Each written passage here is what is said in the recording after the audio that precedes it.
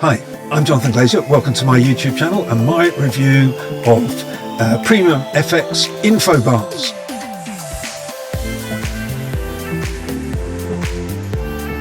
And this is the first time I've done this.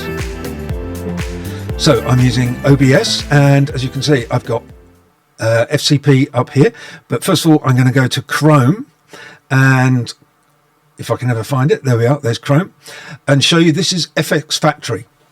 I do all my editing on FCPX, and although I'm a TV director, I do a lot of editing, and for my production company I often edit all our videos too, and we do them in 10 different languages, 12 sometimes. But these are some of my preferred, or my two main suppliers of kind of off-the-shelf effects and templates. And as you can see, FXFACTORY here, and I'll put the link down below. But it's got loads of wonderful effects, and this is the website. Once you kind of sign up and all the rest of it, you get it on your desktop as a little download. But here you can see all the different effects, and there's loads of them, and we can browse category, what's new. And then what I'm going to be talking about today, which you can see is on sale for I think it's $29, which is brilliant, are the info bars. And info bars are pretty cool. I was instantly taken by these when I saw them.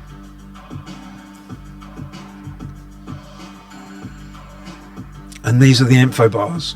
I think they're really quite cool. And the brilliant thing about this is you also get a free one to download, whether you purchase or not. So you can download the demo and you get a free info bar. And the other supplier of VFX templates and Final Cut Pro templates is this wonderful company called motionvfx, and I use them an awful lot. They have a Tracker 3D neon pack, which I might do a little demo of. But as you can see, they have DaVinci Resolve plugins, very on the money. Final Cut Pro, that's what I use. Final Cut Pro Motion, and they also have some stock elements for any software. But again, a brilliant company, and both companies have got great feedback if you ever run into problems. Okay, so let's go on to FCPX. There we go. And you can see up here I've got various little things. This is my background. This is from Asia's Got Talent, which I was the exec producer and the director of. Oh, doesn't like it at the moment. There we go. Just click on OK, because it's just a background. I don't really mind what it is. And this is a wonderful Taiwanese dance company, and they're pretty cool. As you can see, it's not rendered out at the moment, and this is really just, let me just rotate it a little bit.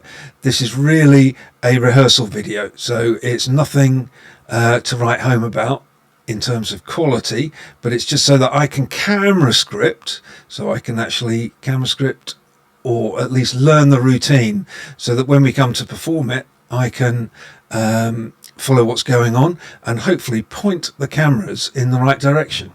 But there we go. So that's that. I'm just going to take a little short snippet of that because it's only really in the background. So we'll just do that, and we'll do that because I don't need it to be very long at all. A couple of seconds. And now I want to go, and so that's already media that I've imported.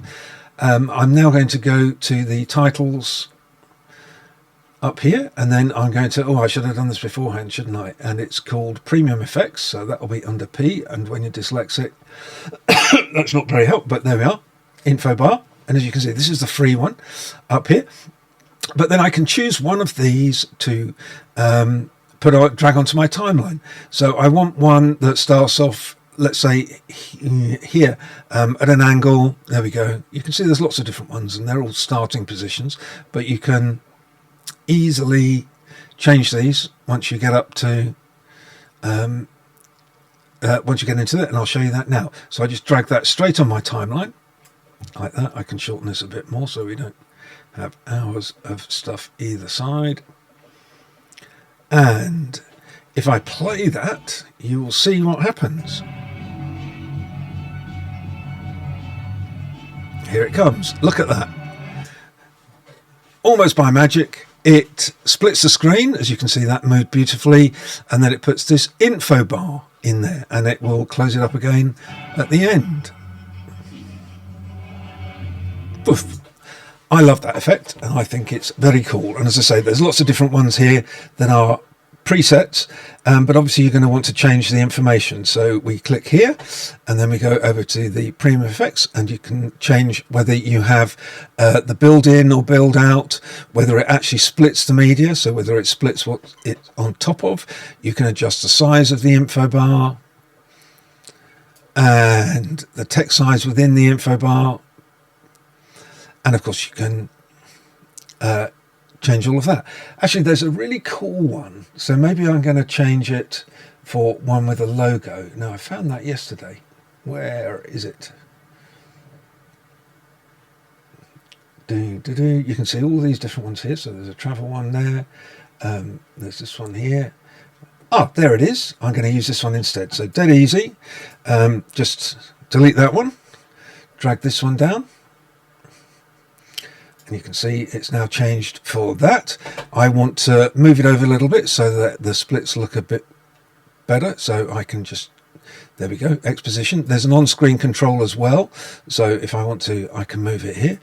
I obviously, lovely though it is, don't want this young lady's face in there. I want mine. So I'm going to go back to my media. And what I often do is I just drag it down here for the sake of wanting to do something different, and then go back to there. So I've got everything there.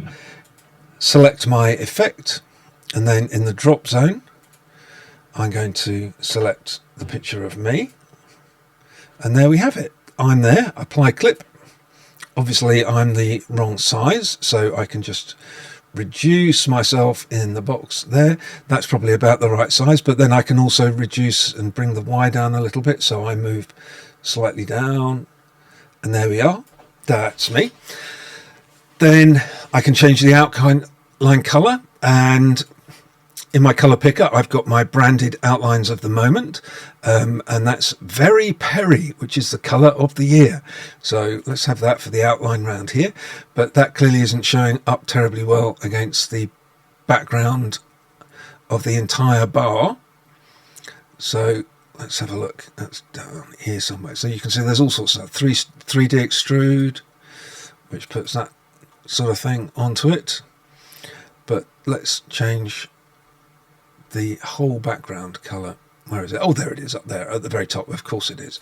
And I'll do that kind of that color there. That's a nice purple color.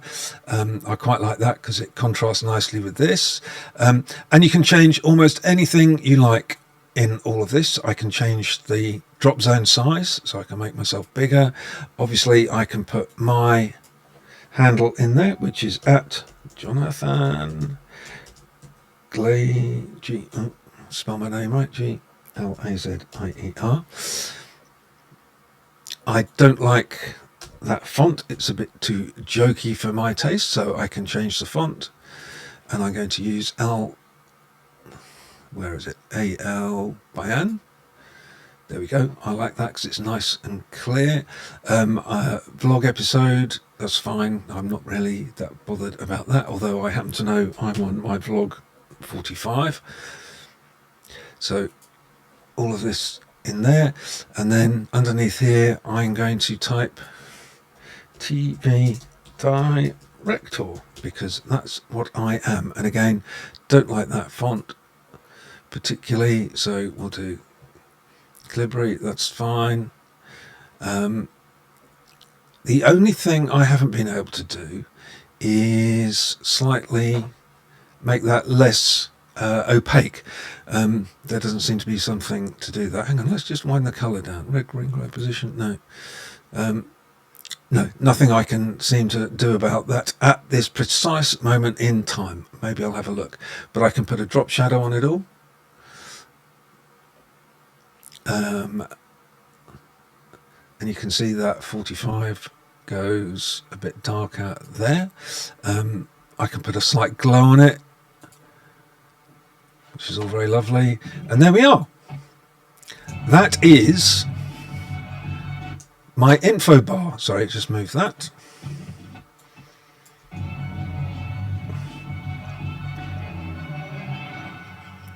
fantastic. Once it all renders out, it'll be nice and sharp.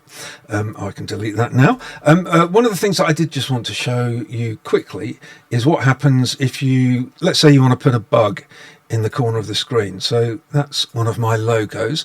I shall just reduce the scale of that.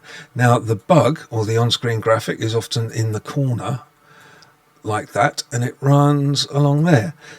So what happens if that is on here? Well, if it's on top of the bar on the timeline, let's make that bigger so you can see what I mean. You see at the moment it's on the top of the where I drag the effect, get rid of the colors because that's blocking your view. So it's on the top, so it will just stay there. Okay, that will be fine once it renders out. So it's just going to stay there. However, of course, if I move it to the bottom, it moves with the picture. Just shorten that off so you can see it from the beginning and see the split. So it's not there, and then it is, or more accurately, because the bug would be across all the top of it. There we go. So it's there, it's there, it's there, and then it moves off screen. Well, of course, you can have all sorts of fun with that, because if you want to, that's as far as it goes.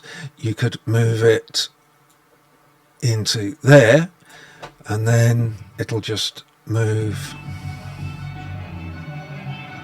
with everything else, and then back again.